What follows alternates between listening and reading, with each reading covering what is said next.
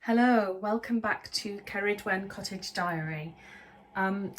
As you can see today, I thought I would give you a quick bathroom tour because I know a lot of people were asking for tours of other rooms. So the bathroom is very small, but has changed completely since we bought it. When we bought the cottage, this door here wasn't here. This is the landing here. This was part of the wall, and the door for the bathroom was here where this picture is, and that was going through from my bedroom. So that was obviously inconvenient, having the only door to the bathroom from my bedroom. And also where the sink is here was a very disgusting bath. And it was evident that the room was far too small for a bath. There wasn't a sink in the bathroom. There was just a very ugly peach coloured sink in my bedroom, a 60s sort of one. So that wasn't ideal. So it was evident that we needed to put in a shower. But where the shower is, that was originally an airing cupboard. So the bathroom stopped there. Where the shower is now, that wasn't part of the bathroom. That was a cupboard that again could only be accessed from my room, an airing cupboard. So I had that blocked off and then knocked through so that what was the old cupboard made room just about for a shower. And luckily we're not particularly tall, so there isn't an awful lot of height, but it's absolutely perfect for us. So what else did we do? This wall here is now exposed stone, so I took off the plaster because I like to have a cosy bathroom. Sometimes bathrooms can feel very cold and clinical, and I want every room in the cottage to have a lovely, cosy, rustic feel. So I think that having the combination of the sort of very rough rustic stone and obviously the white sink and things looks really pretty. This beam was exposed in the bathroom but was painted a really disgusting colour, so I stripped that and then just gave it a protective stain, which again I think adds a really nice cosy feeling to the shower room really. I will link pictures of how the bathroom looked when I first bought the cottage because it really was disgusting. So the first thing you see, well, first of all, you see this lovely door, which I bought from a local reclamation place very cheaply. It was literally, I looked for the smallest door they had, and then my friend sort of cut it to size because obviously it's very odd sort of shape. And then there's this really cute little towel rail here, lovely vintage one. Originally it would just been for sort of drying, washing after they'd been cleaned, but I think it makes a perfect little place to have the hand towel and the flannel. You probably can't get an idea of how small it is, but it's a tiny little thing. It's very cute. And then I've just got this glass container here. It's got our homemade toothpaste. I've got a lovely vintage cup with my bamboo toothbrush. This is a lovely wooden vintage mirror, again very simple. I wanted it very simple and very rustic. Let me just close the door. And I think it's quite effective. I've got nice old taps. If we look back toward the door there, you can see more of the door, which is really sweet. I've just got bathrobe hanging on the back. There wasn't a window in here initially, so I've had this skylight put in. which makes such a difference. And then I've got 2 pieces of art in the bathroom, and it really is nice to have a bit of art in a bathroom. It can really give it some character and coziness. So I didn't buy either of the pieces of art. I was given them as presents. This one was from my Welsh grandmother. So I'm half Greek, half Welsh. So my Welsh grandmother gave me that, and yeah, I'm digressing slightly, but she had a really fascinating life, really. She all her family were in service, so they worked in sort of big homes, like sort of Downton Abbey sort of thing, and she was from a very small hamlet in North Wales. She was born in 1910, and when she was 14, so 1924, she had to leave her little hamlet, which had no cars at the time because it was a very small, poor little area, no electric lights, and she had to get on a train by herself at 14 and go to Bristol in the height of the Roaring Twenties and become a nanny there. And this picture was given to her, I don't know if it, I think it was given as a sort of wedding present when she left service. So that's a very cherished item. And if we turn around here, this picture was bought for me by Daisy when she was about 5, because I've been a single parent for a very long time. My parents still wanted me to have a Mother's Day gift every year, which was very lovely of them. So they would take Daisy every year to go and choose something for me, and they would buy it. And yeah, when she was 5, she chose for me, which I think shows very good taste for a 5-year-old. So yeah, I wouldn't be without either of these pictures. They both have huge sentimental value. So anyway, if we go back to this area, I'm so pleased with this little cupboard, little shelving area, because I told you that there used to be a door here through to my bedroom. Well, the person that put in the bathroom for me managed to use the sort of the door frame to make all this shelving, so it didn't cost me any money at all, and also no materials had to be thrown away afterwards. So I find that very satisfying, and it's the perfect place. So I've got my flannels in this cute little vintage basket there, clean flannels, towels in the middle one, and then toilet paper in the bottom one.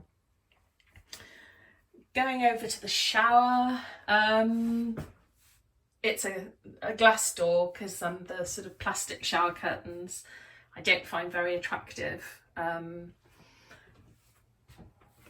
what I really like about the shower are these tiles. So they're called Metro tiles, and they're what you would have had in Victorian times. Obviously not in this cottage in a bathroom, because they wouldn't have had a bathroom. In fact, I don't think they even had a bathroom in this cottage until the 60s. And I know that some of the cottages in this row didn't actually get indoor bathroom facilities until the 1980s, unbelievably. Anyway, so I really like the tiles in the shower. They're sort of a cream colour, and then what I've had done is have a dark grouting instead of a light one, because obviously it doesn't show the dirt more, but also I think it makes the tiles stand out more, and I just think it looks more attractive with the dark grouting. Over here I've just got sort of a vintage sort of Victorian style oil lamp light. That was just from an online lighting store, and it was just, I just chose one that was fairly attractive, that was suitable for a bathroom and not very expensive, and that was the one, and I think it's absolutely fine. And then here, this is a metal Victorian toilet roll holder. I've deliberately not repainted it because I quite like it a little bit sort of rustic and having some of the original paint showing. And then on the floor, I sanded the floor and just treated it, so we've got a nice wooden floor. And then I had all the pipework boxed in with wood, which makes a difference rather than originally there were pipes everywhere. It was really ugly, so that sort of neatens it up. And then I can't believe I'm ending on this, but very, very quickly, there's the toilet brush, and I absolutely hate the plastic, certainly that you get in the UK, the plastic toilet brushes that come in the little sort of toilet brush holder, which, you know, it's plastic that can't be recycled. They're just chucked on, you know, chucked away and left to sort of, you know, just sit there in landfill. So I was determined not to do that. So the toilet brush I've got, you can probably get in most, well, not most places, but most towns will have somewhere now that has an original sort of Victorian style toilet brush. I mean, this is what's so mad about the world now, because at one time that would be what we had, you know. I mean, now that's more expensive to buy than a plastic thing. So everybody would have a toilet brush like that. Everybody would have a wooden toothbrush. Everybody would have, you know, a sort of a natural fabric or something, or wooden brush for cleaning.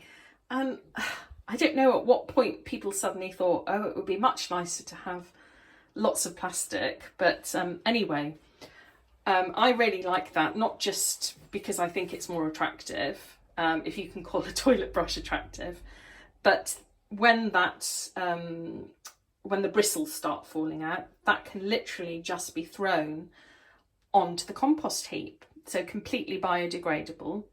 And this is a lovely Victorian pot. I've got several of them in the kitchen, and I decided to take one of them and use it for the toilet brush, because again, you don't need to buy a plastic pot, and I think that is much more attractive than a plastic toilet brush and holder. And the pot never needs to be replaced, and the wooden brush needs to be replaced, I don't know, every 6 months, a year, I'm not sure really, when it starts falling apart. But then just thrown on the compost heap, so it's absolutely brilliant. As I said, this was probably the most disgusting bathroom I have ever had the misfortune of seeing and certainly using in my life, to the point that Daisy and I used to joke, well, it was only half joking actually, that we felt dirtier after having used the bath than before we went in. So I will show pictures, not in a smug way, but just to show you that if you know, houses are so expensive now, don't be put off if you have to buy somewhere that looks awful, but that you think underneath has got some character that you can slowly reveal, or that has the potential to add character to. And don't also be put off if you haven't got the money to do it straight away. We didn't get this sorted till I think it was about 3 years after we bought the cottage, so we had to live without a proper bathroom for 3 years, and I just saved up in those 3 years to then get this fitted. I wouldn't say it's a super fancy bathroom because it isn't, but it does what I want it to do. It feels cozy, it feels clean, it feels vintage, and it's in keeping with the cottage. So yeah, I hope I've given you some ideas on how to maybe style a very small bathroom and give it some character, and also maybe a bit of sort of courage to tackle something that maybe at first you think would be too big a job. Anyway, I hope you enjoyed that, and if you do like it, please think of giving it a like and subscribing, because YouTube have been keep informing me that 98% of people that have watched the videos that we've made so far have not subscribed. So that seems like a really big percentage. So it would be really nice if we could reduce that a bit. So yeah, if you would consider doing that, I would really appreciate that. Anyway, really look forward to seeing you next time. I'm not sure what the next video is going to be. We are hoping to do a sort of vlogmasy thing. It definitely won't be every day, partly because the internet is so bad here that the kitchen video I last uploaded, I know Daisy did one, but the one I did from here took 3 days. I'm not exaggerating, 3 days to upload. So that means that Vlogmas is just not an option, as in a daily Vlogmas. But yeah, we'd love to show you how we decorate the cottage. So you'll get a glimpse of sort of all of the rooms there. Yeah, we go on some really cozy Christmas adventures as well, and we'll show you some lovely local towns and villages. So yeah, please do subscribe for that, so then you're aware when there's a video out, and really look forward to inviting you here or off on an adventure with us soon. Bye. Just as an additional extra, because I was adding photographs of how the bathroom used to look, I thought, because we've done a little kitchen tour, I would show you pictures of how the kitchen looked as well. And for those that haven't watched the kitchen video, I thought I would very quickly film the kitchen now, and then you can see the photographs of how it looked before the renovation, when I first bought the cottage.